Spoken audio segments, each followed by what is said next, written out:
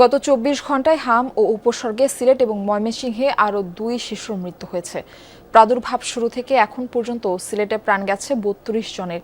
গত ২৪ ঘন্টায় উপসর্গ নিয়ে হাসপাতালে নতুন রোগী ভর্তি হয়েছেন ৬৪ জন। বর্তমানে জেলার বিভিন্ন হাসপাতালে ভর্তি থাকা রোগীর সংখ্যা ৩১১। ময়মনসিংহে হামের উপসর্গ নিয়ে প্রাণ গেছে এক শিশুর। গত ২৪ ঘন্টায় ময়মনসিংহ মেডিকেল কলেজ হাসপাতালে নতুন রোগী ভর্তি হয়েছেন ২৩ জন। এছাড়া অন্যান্য বিভাগের হাসপাতালেও উপসর্গ নিয়ে রোগী ভর্তি বাড়ছে। কোথাও কোথাও আইসোলেশন ওয়ার্ডে শয্যা সংকটে মেঝে ও বারান্দায় রেখেই চলছে চিকিৎসা। এতে একদিকে যেমন বাড়ছে সংক্রমণের ঝুঁকি, অন্যদিকে বাড়ছে রোগীদের ভোগান্তিও। রাজধানীর হাম পরিস্থিতি সম্পর্কে জানাতে মহাখালীর ডিএনসিসি হাসপাতাল থেকে আমাদের সঙ্গে যুক্ত হচ্ছেন সহকর্মী আহমেদ রেজা। হাসপাতালে রোগীর চাপ এখন কেমন দেখছেন, চিকিৎসকরা কি বলছেন?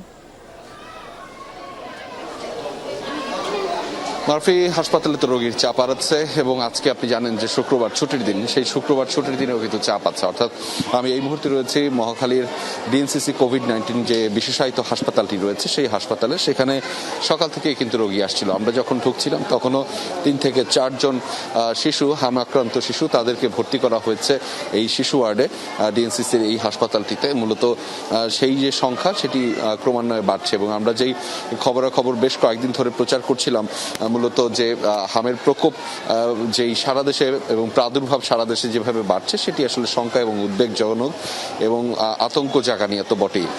সেটির পরিপ্রেক্ষিতে কিন্তু যে হামের প্রাদুর্ভাব এখনো সেটি কমেনি, বরং সেটির এখনো মাত্রা ছাড়াচ্ছে এবং সেটি রাজধানীর থেকে দেশের বিভিন্ন প্রান্তে ছড়িয়েছে।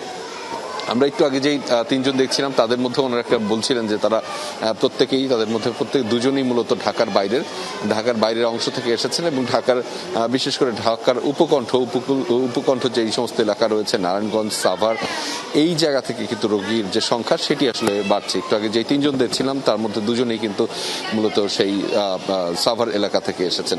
সেখানেও কিন্তু আস্তে আস্তে রোগীর সংখ্যা সেটি বাড়ছেন। তবে হাসপাতাল থেকে গত কয়েকদিন ধরে একটি তথ্য কিন্তু জানানো ছিল, আপনি জানেন মারফি, যে গত ২০ তারিখ থেকে যেহেতু হামের টিকা চালু করা শুরু হয়েছে এবং সেটি ৩ সপ্তাহ প্রয়োজন শিশুদের মধ্যে ইমিউনিটি বুস্ট আপের জন্য, ফলে সেটি কিন্তু এখন কার্যকারিতা শুরু হয়েছে এবং সেই কার্যকারিতার ফলে অর্থাৎ এই মাসের শেষ নাগাদ হামের যে প্রকোপ বা কিংবা প্রাদুর্ভাব বা যেই উদ্বেগজনক পরিস্থিতি রয়েছে সেটি আসলে কমার খানিকটা সম্ভাবনা দেখছেন, এমনটা মনে করছেন আসলে এখানকার চিকিৎসকরা।